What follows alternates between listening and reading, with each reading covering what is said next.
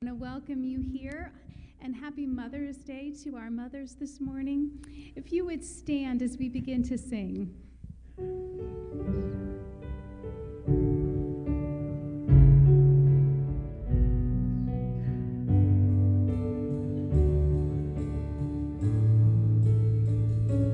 Bless the Lord, oh my soul, oh my soul, worship His holy name.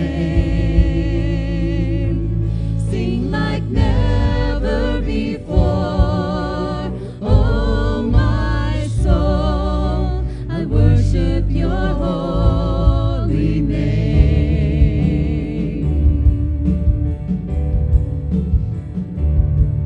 The sun comes up, it's a new day dawning. It's time to sing your song again. Whatever may pass and whatever lies before me, let me be singing when the evening comes.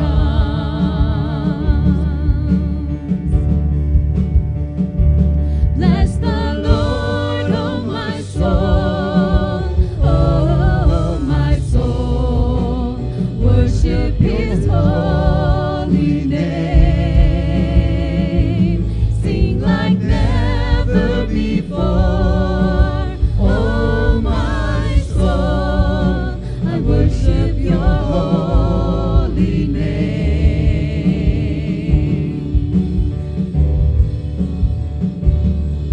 You're rich in love and you're slow to anger. Your name is great and your heart is kind. For all your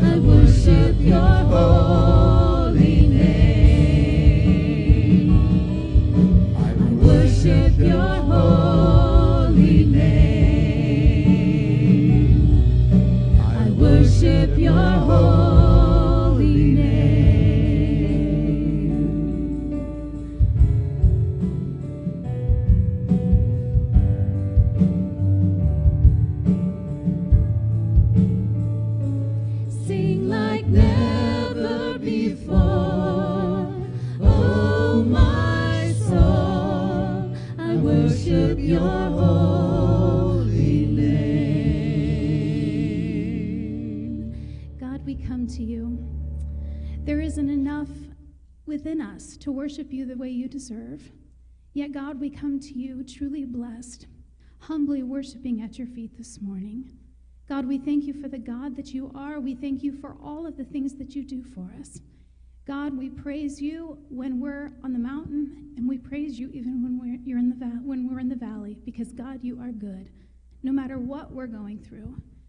Thank you, Lord, for all your blessings to us. And God, we pray that you will just move in this place this morning, move in our hearts, and speak to us as only you can. Lord, in your holy and precious name we pray. Amen. You may be seated.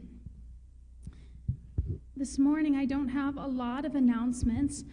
I know that my ushers have talked to me that they could use a few more people, so if that's something you would like to help with, maybe even just once a month, help take up our morning offering, you can see me and I can point you to the person you need to talk to about that. It's not a hard job, and it doesn't take very long. So if that's something you say, you know what, I could do that, just let me know. And also this morning after our services, they will be in the back. We have a special gift for our mothers this morning, so make sure that you get one of those. As we continue in worship this morning, I know we have a couple of older hymns right now, and whether it's, again, I say this so often, whether it's a song written many, many years ago or a song written more today, we still serve the same God, and it is the same Holy Spirit that speaks and guides and directs. And so this morning, if you would continue in worship with me as our ushers take up our morning offering.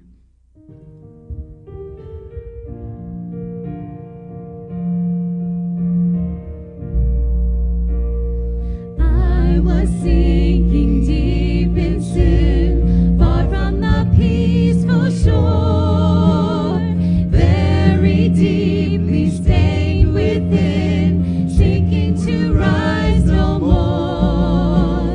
But the master of the sea heard my despairing cry. From the waters lifted me, now saved am I. Love lifted me, love lifted me, when nothing else could help.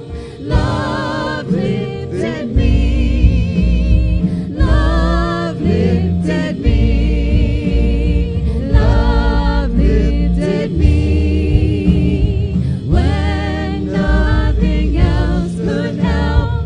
Love lifted me. All my heart to him I give, ever to him I cling. In his blessed presence live, ever his praises sing. Love so mighty and so true merits my soul's best songs. Faithful, loving service to him belongs. Love lifted me, love lifted me, when nothing else could help. Love lifted me, love lifted me, love lifted me, when nothing else could help. Love lifted me. Souls in danger, look above. Jesus completely saves.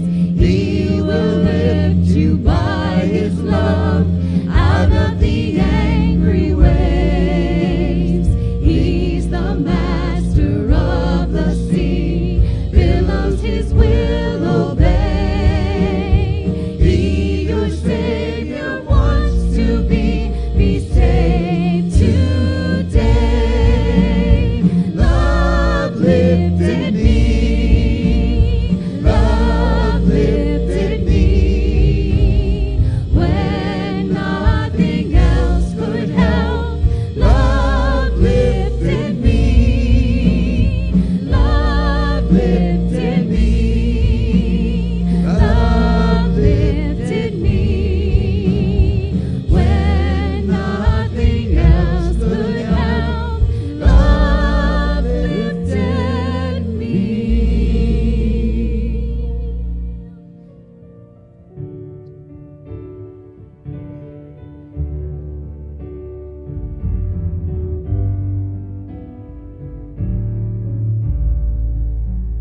Blessed assurance, Jesus is mine. Oh, what a foretaste of glory divine, heir of salvation, purchase of God, born of his Spirit, washed in his blood.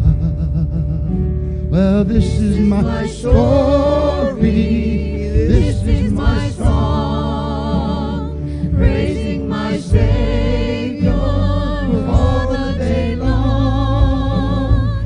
This is my story, this is my song, praising my Savior all the day long. Perfect submission, perfect delight, visions of rapture now burst on my sight. Angels descending, bring from above echoes of mercy, whispers of love. This is my story, this is my song, praising my Savior all the day long. This is my story, this is my song, praising my Savior all the day long. Perfect submission, all is at rest. I in my Savior am happy and blessed, watching and waiting, looking above, filled with his goodness, lost in his love.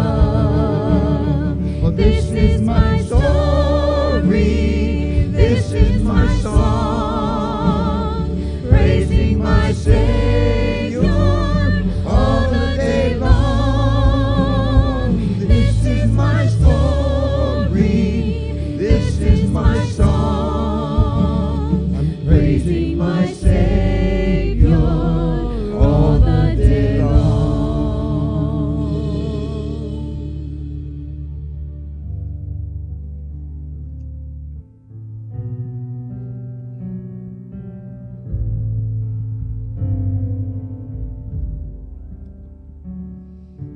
One day you'll make everything new, Jesus. One day you will bind every wound. The former things shall all pass away, no more tears. One day you'll make sense of it all, Jesus. One day every question resolved, every anxious thought left behind, no more fear.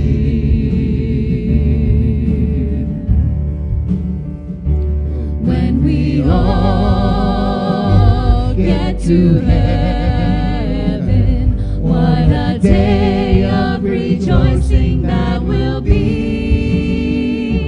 When we all see Jesus, we'll sing and shout the victory. One day we will see face to face Jesus. Is there a greater vision of grace? And in a moment we shall be changed on that day. And one day we'll be free, free indeed, Jesus. One day all the struggle will cease, and we will see your glory revealed on that day.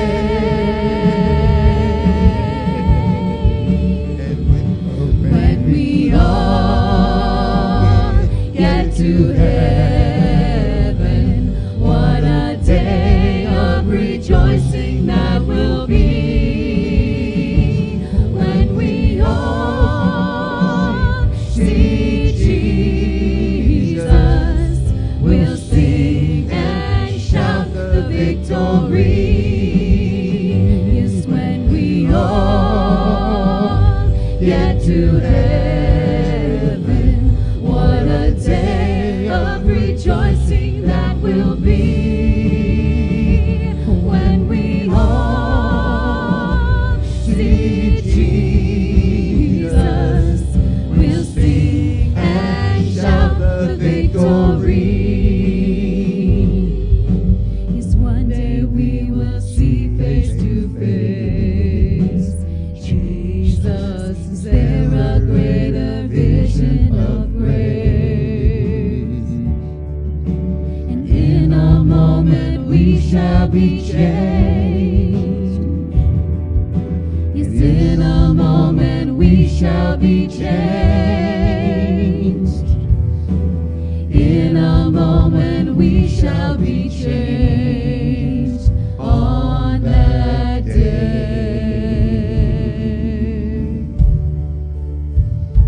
When we all get to heaven, what a day of rejoicing that will be. When we all see Jesus, we'll sing and shout the victory.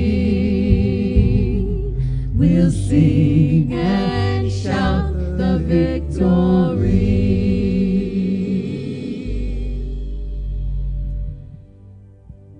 First of all, happy Mother's Day. Would you please bow your heads? Dear Heavenly Father, we give you all the thanks. We thank you for your love and your patience, Lord.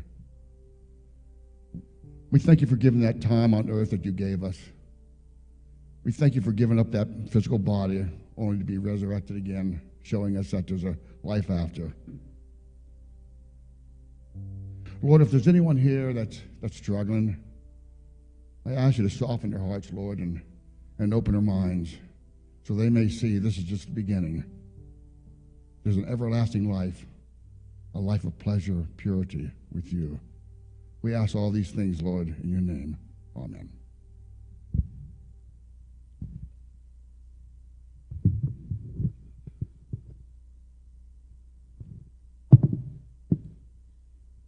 Well, this morning, I don't always heavily focus on Mother's Day. I know Mother's Day is one of those days that can be a joyful day, can also be a sad day for many who have lost their mom. But this morning, I want to share with you a passage of Scripture, and for the sake of it, I'm going to read 31 verses. I have not put them on the screens. There will be nothing on the screens. Don't worry about it. I just kind of want you to hear me this morning. The passage I'm going to read to you is a rather odd passage in light of the fact that it's a bit of a mystery who wrote it. As it begins, it says it was written by King Lemuel, and yet history does not tell us who in the world he was. To give you a little bit of an idea, he has been studied by many theologians, and some want to say that this is found in the book of Proverbs, and a lot of the Proverbs were written by King Solomon, that likely King Solomon, for some reason, used a different name. But then others debate, no, King Hezekiah wrote a lot of Proverbs, so maybe King Hezekiah wrote this one passage. Some think that Solomon decided that he wanted to come up with a fictitious character, so King Lemuel isn't even a real person, but rather a name that Solomon used as completely fiction. And yet others debate that no, he was likely a pagan king, not a king of Israel, not one of God's, people's kings, but he was a pagan king who learned to trust and fear in the one true God. There's complete mystery. Some feel very strongly about their opinions. I'm going to tell you, I have no idea. Because unless somebody can point me to something that is clear and evident and factual, I go, you know what? For whatever reason, God meant for this to be a bit of a mystery to us, who this was. This is the only passage in the Bible that you will find that were the words of him. And so maybe we look at all of these accounts and we go, so if we don't even know who wrote it and we don't know why it's there, does it matter to us? Well, my answer to that question is found over in 2 Timothy. And in 2 Timothy, it tells us that all Scripture is given by inspiration of God. So when I start there, I go, if it is in this Bible, it is inspired by God. It's there for a reason. And 2 Timothy tells us this. It says, it is profitable, meaning all Scripture is inspired by God, and it's profitable, meaning it has a purpose, it has a reason, and these are the reasons it gives. It's profitable for teaching, it's profitable for rebuking, for correction, and for training in righteousness. So this passage, whether we know who wrote it or not, is profitable to us. And I think in it we can see several different things. And maybe if we look at this list of things, we say, well, maybe it's for teaching. It's to help us learn something. And maybe for some of us, it's training in righteousness, how God leads. But what is this passage? What is this that I'm going to read? Well, if I were to say Proverbs 31, some of you might instantly go, okay, I know that passage. That Proverbs 31 is that perfect woman, what every woman should, strive to be. But I want us to look at it in the context today in which it was written. And if we start, and as I start, like I said, I just want you to listen. Proverbs 31 starts this way. The words of King Lemuel, a pronouncement that his mother taught him.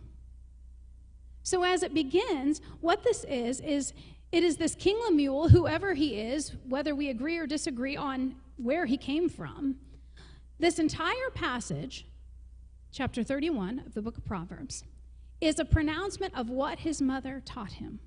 Meaning he is reflecting on the things that she told him and the stuff that she put into his heart.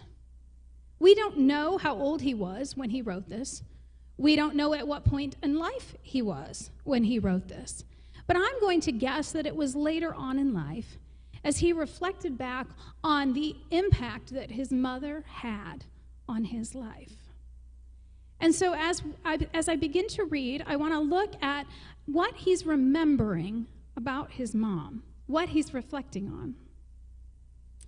So as he says, this is what his mother taught him. And in her words, what should I say, my son?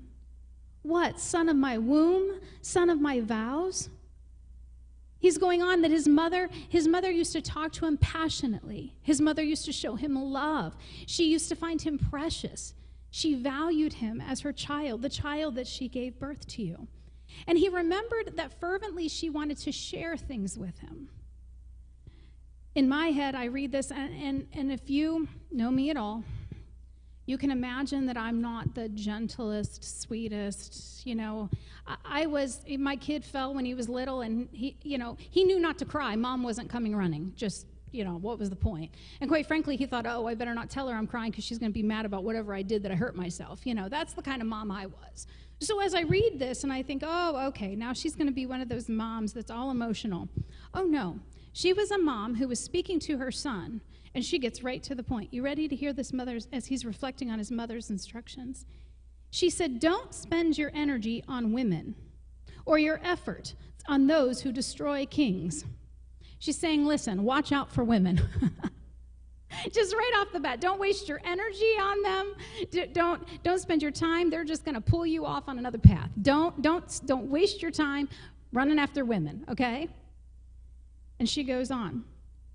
It is not for kings, Lemuel. It is not for kings to drink wine or for rulers to desire beer. Otherwise, he will drink, forget what is decreed, and pervert justice for all the oppressed. So now she gives him the warnings of drinking, of alcohol.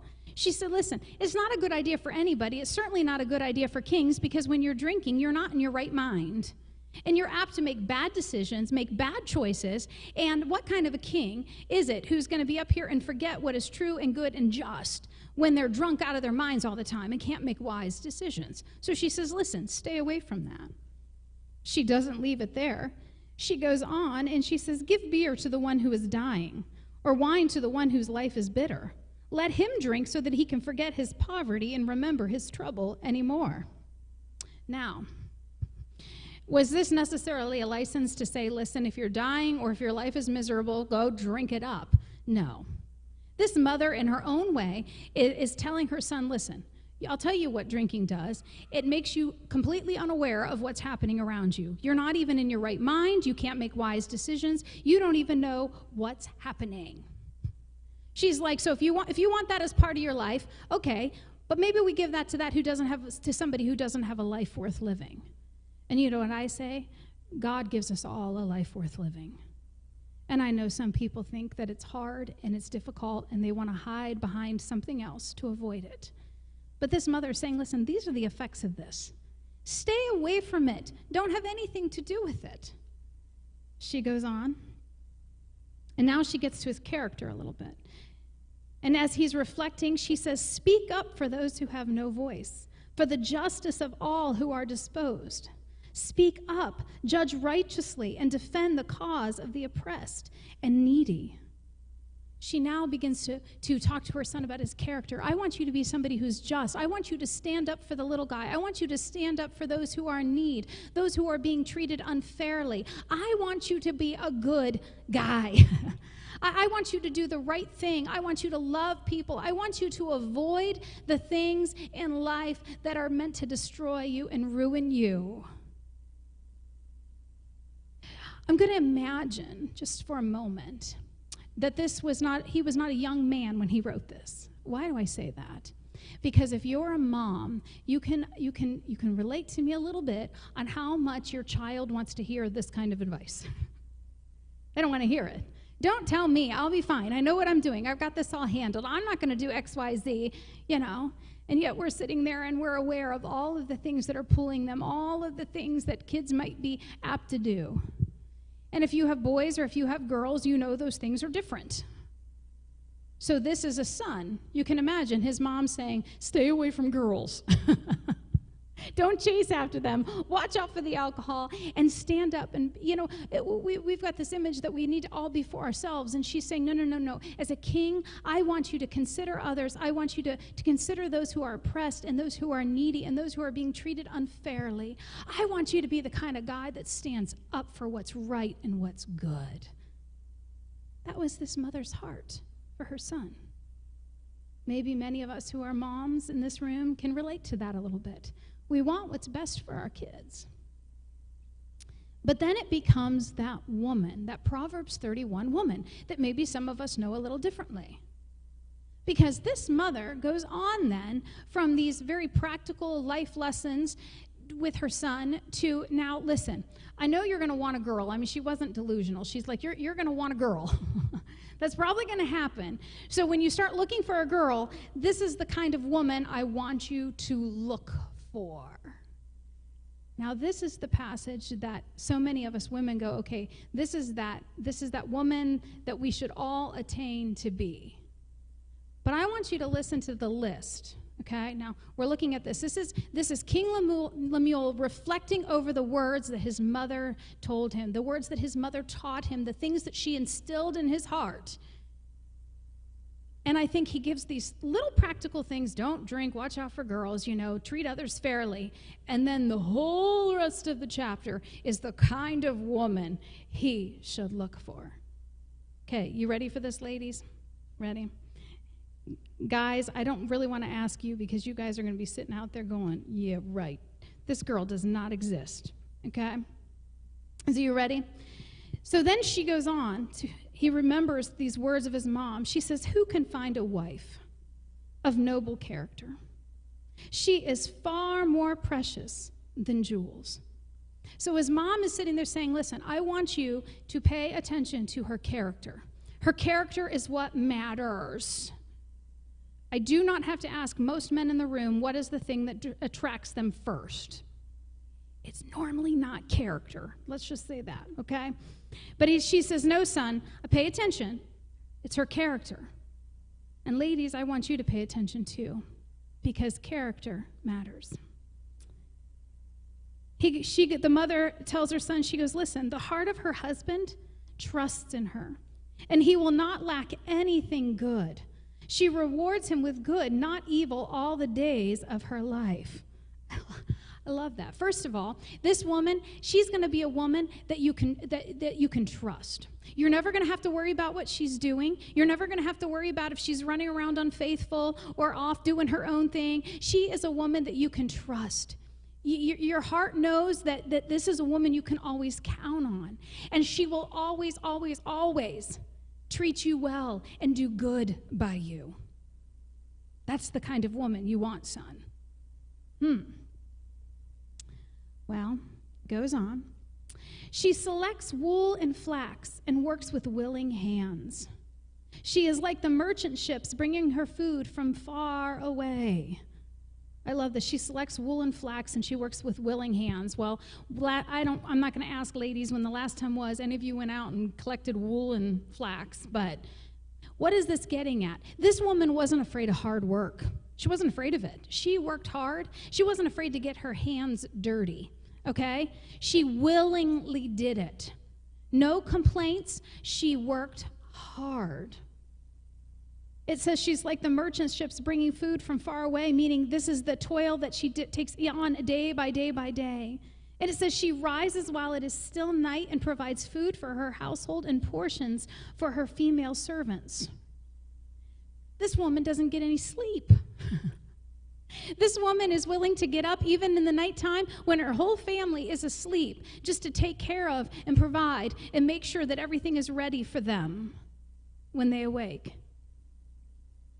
You know, I don't know why, call me insane, but to this day, I still pack my husband's lunch and get up and kiss him goodbye to go to work, even if I've been up all night with something else. And I'm not criticizing you if you don't do it, but I'm just saying, this woman doesn't get any sleep. So ladies, if you're sitting there going, yeah, I can relate to that. Taking care of my family means sometimes I get no sleep at all. Yeah. I'll tell you that even more recently, my schedule has been exceptionally busy, and yet I want to spend time with my son. Well, my son is a night person, and so am I. So when it is 11:30, 12 o'clock, I'm going, Drew, you need to go to bed. You've got school in the morning. We've got to be up at 6. Let's go. And yet in my heart, it gave me time with my son, where he was just talking to me. Moms, we do what we got to do no matter what time of night it is for our families. She's saying, son, this woman of character, she's not going to be afraid to get her hands dirty. She's going to be willing to work hard. She's going to always do right by you and treat you good. She's going to reward you with good, not evil. She's not going to care if she doesn't get any sleep and if she's up all night. Oh, it keeps going.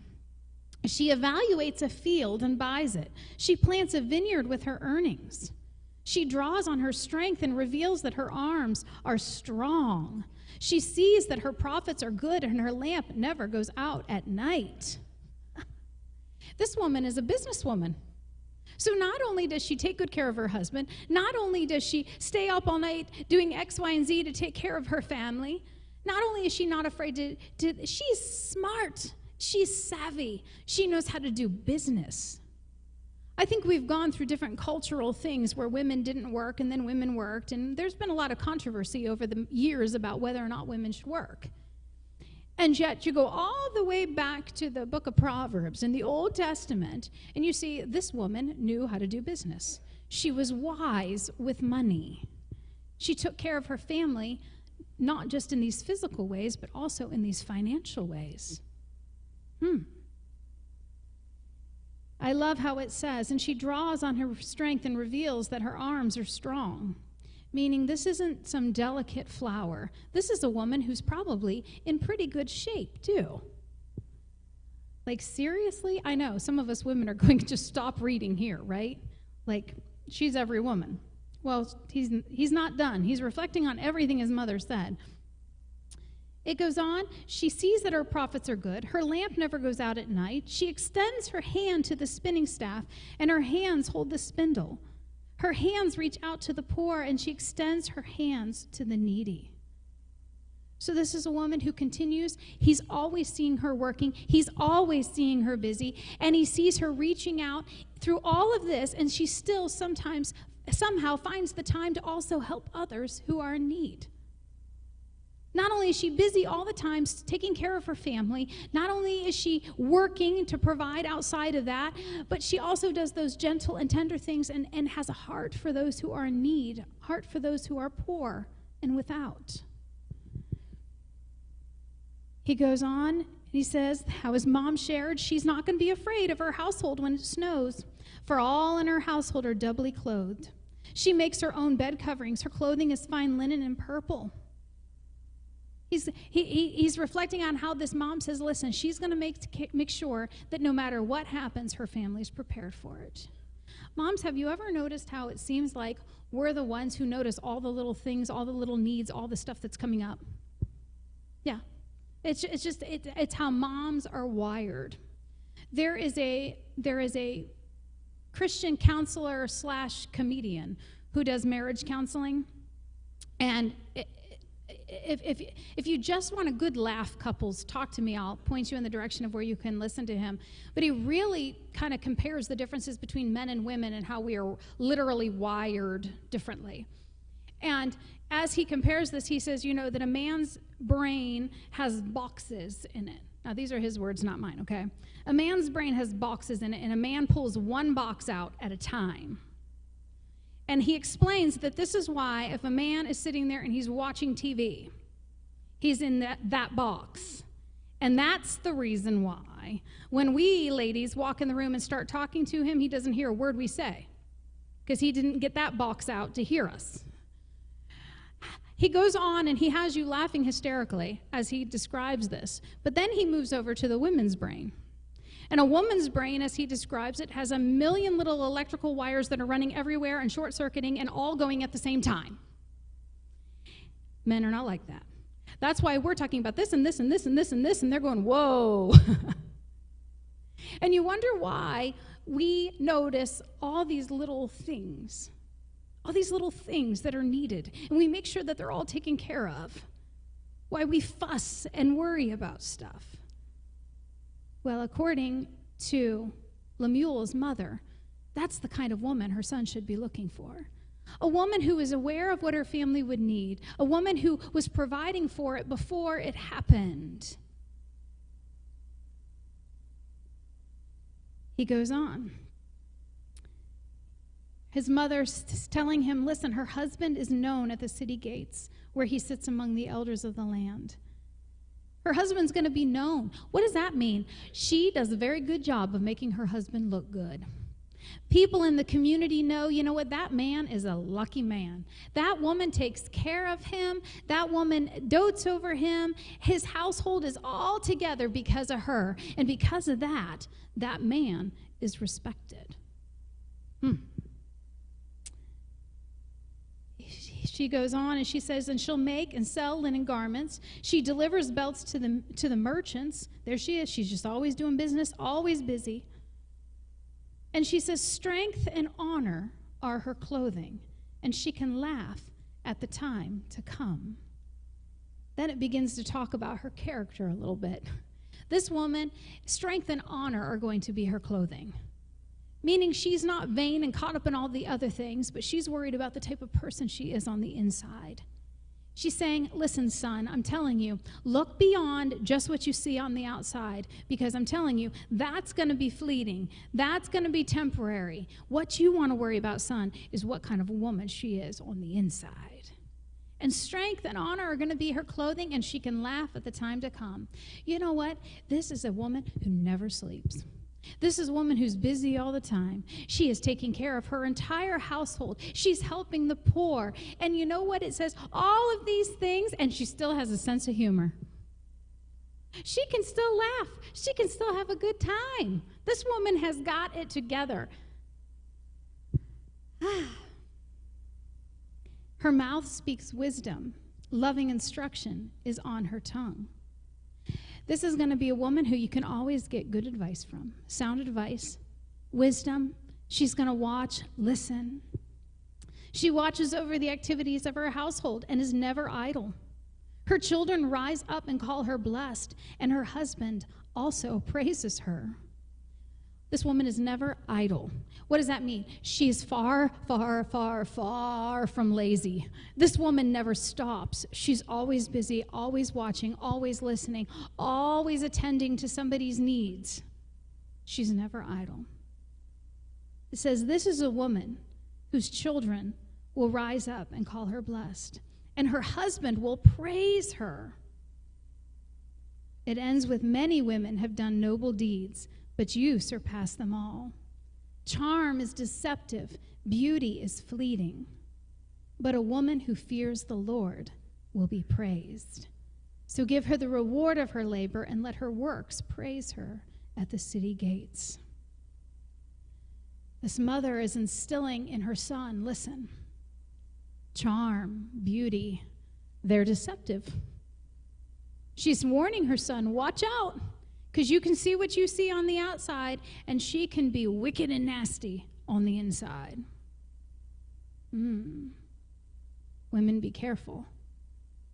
She says, but listen, the one who on the inside is a woman of character, a woman who truly fears the Lord. Son, that's the one you want. That's the woman you want. In this passage, I find kind of a dual message. I think that as a woman, you can read this and you can think, like all of that is impossible. Like, who can possibly be that all at once? I think men could read this and think, oh yeah, that'd be nice. That'd be nice if that was the woman I had all the time.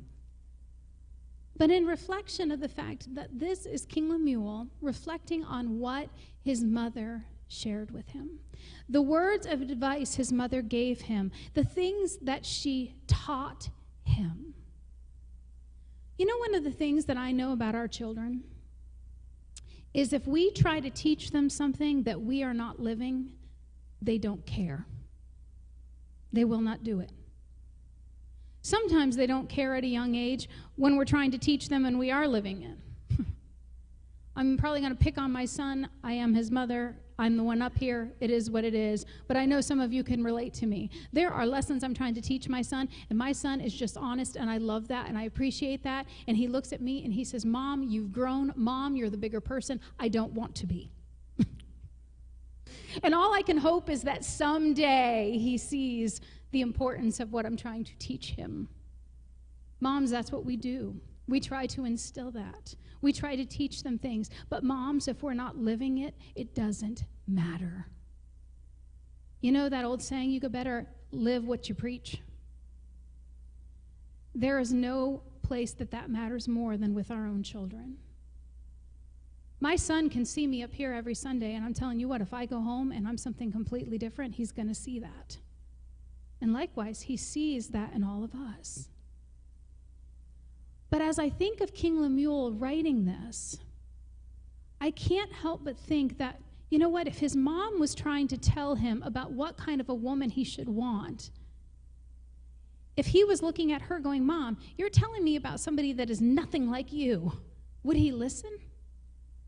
I question if as King Lemuel got older, if he realized, you know, my mom was telling me what was important, and now as I look and as I reflect on my own mother, I see many of these traits in her.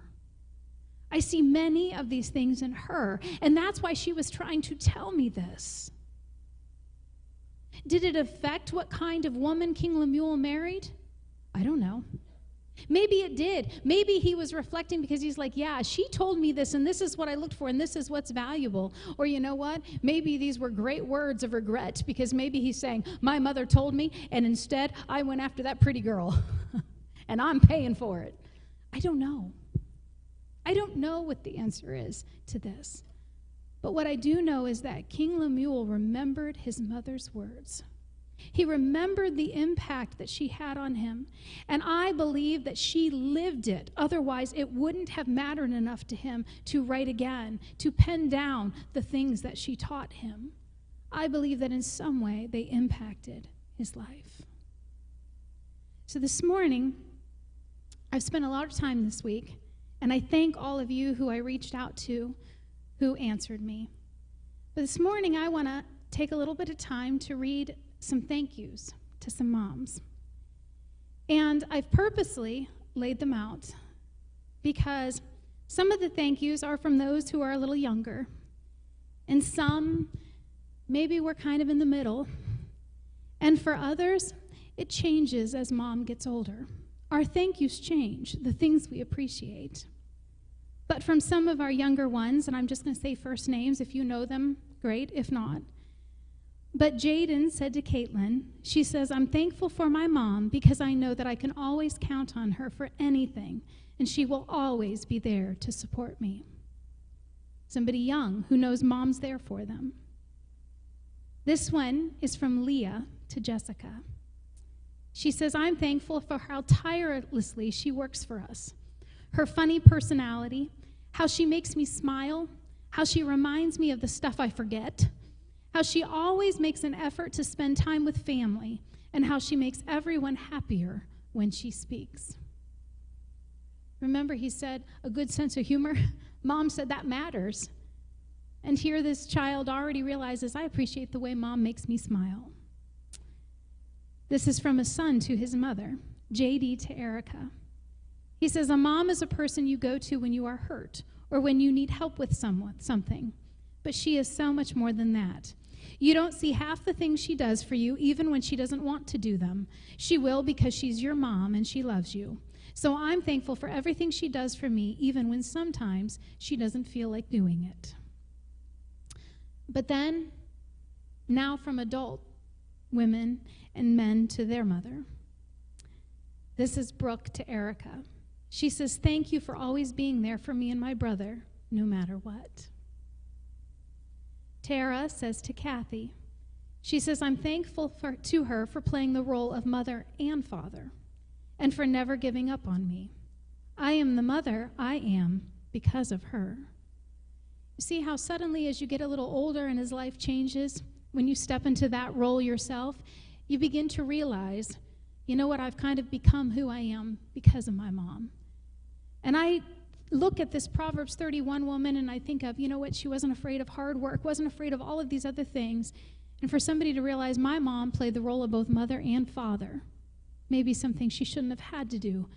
But you know what, a mom who stepped up to that. This is from Kathy to Colleen. Simply put, thank you for always being so loving and supportive. It's something to know your mom's always got your back. Your mom is always there supporting you. This is from Jen to Sharon. She says, I want to thank her for her unwavering love and guidance. I am thankful for the example she shows our family and others of being a faithful servant. And then from Jessica to Sharon. Thank you for always being there for me. Thank you for showing me what a strong woman is. Thank you for always keeping me in your prayers and always telling us you can do all things through Christ who gives you strength. And thank you for telling us you love us every day. As I read through these, whether it's from younger or older, you begin to realize that maybe we as moms feel like, we're never going to be this Proverbs 31 woman. And yet I see a lot of those attributes reflected in these thank yous. Things that are of God. Love, support, always there for us, praying for us, showing us their love, bringing a smile to our face. This is from a couple of the guys to their mom. This is from Chris to Gina. And I will tell you, keep them in your prayers. None of them are here this morning because Chris's grandmother likely will pass today. They are all sitting in the hospital with her on this Mother's Day. But Chris says to Gina, he says, I'm thankful to my mom for just being her. She's so kind and full of love. She's always an inspiration for wanting to always show God's love and kindness to everyone. She's always been someone I can go to and talk about everything when I truly need someone. I couldn't ask for a better mom. God truly blessed me with her. And then Ian to Kathy. He says, I am thankful to my mom for her unconditional care and support that she gives us because of her unconditional love. And I will tell you, that particular son texted me and he said, I can't even begin. I would be writing a book And so he said, give me a little bit of time and I'll come up with something shorter. But then I asked a couple, and it changes a little bit. These are going to be a little bit longer, and maybe decidedly so, because this mother is 88 years old. And so you can imagine that as a daughter who's lived with a mom and had her mom around for that many years, the thank yous change a little bit. So this is from Betty to Barb, her mother. She says, my mother taught me to work, to not just show up to work, but to work hard. Not just to work hard, but to strive for perfection in whatever you do. Her lawn was her happy place, which was tagged as the perfect lawn by all of her neighbors and friends. She raised 4 daughters, each different in many ways. One runs her own business. One is a pastor's wife and a school secretary. One was a dental administrator for over 40 years. But we all show up to work. We work hard and strive for protection. Job well done, Mom. As I read that, I thought, you know what? If you have young children, if you have teenagers, do you know what they will never say thank you for? Mom, thanks for teaching me how to work hard. Mom, thanks for all the chores. Mom, thanks for pushing me all the time. Mom, thanks for making me keep my room clean. If you have young children, when was the last time you heard that? Right? But this mom is now 88 years old. And suddenly her daughter's saying, you know what? If I really have to look back on the things that my mom really taught us, she taught us to always work hard, to always do our best. Don't give up, moms. Don't give up. Someday your children may see it. As much as we just sometimes want to give up and say, you know what, I give up. I'm tired of pushing them. I don't care. All we can do is hope that someday they see the importance of what we were trying to teach them. And then this one, this is from Kathy to her mother, Esther. Esther, on May 14th, will turn 92 years old. And this is what Kathy says to her. She says, thank you for my mother. Many memories came to my mind. She says she fell in love with my father and did not know that he was Catholic until their love had already started. It was a very important fact. An agreement was made that he would stay in his faith and my mom could stay with hers. So I remember a loving mother who loved God and her 3 girls. She took us every Sunday. We were in choir and other programs at the church. She says, I was baptized in this church and married there as well. She never faltered, and to this day, she stands strong with God. She raised 3 daughters who are God-fearing and believe there is more beyond the grave. She said, I love how I was raised with 2 parents who loved their neighbors, and to this day, around 55 years later, my mother is still friends with many, and they meet and put puzzles together. She says, I love all the cookies and the pies, to many that her hands have prepared. And speaking of hands, she says, I see mine and hers. My daughter recently said, Mom, I now have your hands. Thank you, she says. Mom made every holiday special despite limited funds. We were loved with the right thing, love, and not things or money. She goes on to say, my mother had always had advice for me. And she admits that in her early 20s and 30s, she says, I may have not listened all the time, but now with respect I listen. I can see in her eyes a wrinkled brow that she is speaking her heart. Wow, what a great mom to have. She calls us her 3 angels. We look on this, our blessing, our mom, and I can truly say, I have the best. I can say from the many that gave me notes that they might all argue who has the best mom. But I especially picked up not just how much her mom pointed her towards the things of God, but I love how she admits that in her 20s and 30s, she didn't really want to hear her mother's advice. I thought back on the passage that I read, and I thought, how many years did it take for King Lemuel to all of a sudden have his mother's words come to mind and go, you know what? I appreciate what my mother said, and he wrote them down. Was it in his 20s? Was it in his 30s? Or was it much later? You know what? Maybe we'd be wise to say, you know what? Maybe we need to start listening now.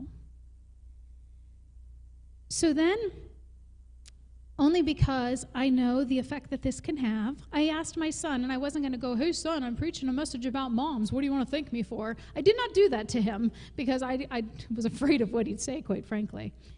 But you know what? Maybe there are women who are not a mom, but it doesn't mean they don't still have a role in somebody's life. And so maybe you're sitting here today and you're like, I'm not a mom. I've never had children.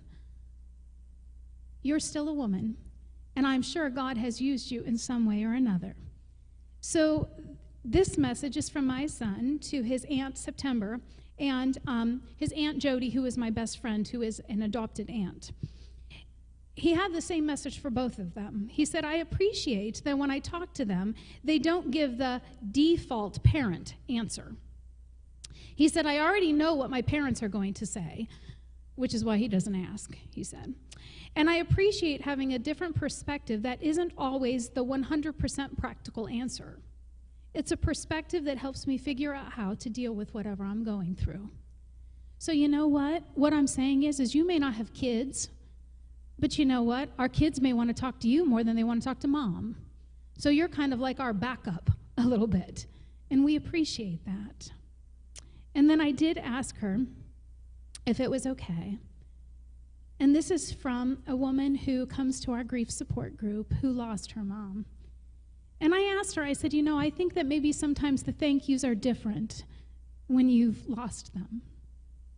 And she said, I thank my mom because she taught me how to appreciate the little things. She never had much and she didn't need the best of everything, but she took care of and I appreciated what she did have.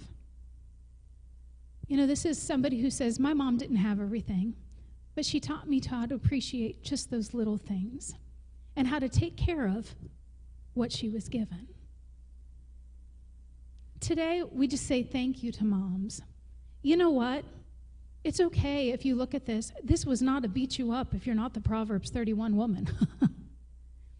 What this more was to say that, listen, your children may not say it now. Some of them might be stubborn enough to not even realize it until you're gone, what you've done for them. But for King Lemuel, he reflected on the wise words that his mother had said. And moms, whether your kids are young, I'm sure they have their thank yous. If you haven't told your mom thank you, maybe today's that day to say, hey, Mom, thank you. And if I read one of the ones from you, still say it in your own words. Don't say, well, Pastor Jennifer took care of that. Nice excuse. No, say it yourself. It doesn't hurt to let Mom know she's appreciated, to let Mom know she did something good. You know, moms, I know it, we take a lot of heat. We try to instruct our kids, we try to guide our kids, and they don't always appreciate it.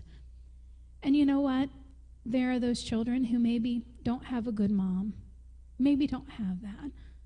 Moms, do your best. I had a mom recently say, you know what, this did not come with a book that told me how to do this. No, none of us were given a book. We can read the Proverbs 31 woman and go, you know what, I can do all of that. My kids still may not see it. You know what, they may not. But just keep doing your best. And today, if you still have your mom, call her, go see her, tell her thank you. Will you stand as we close in prayer? God, this morning, I just want to come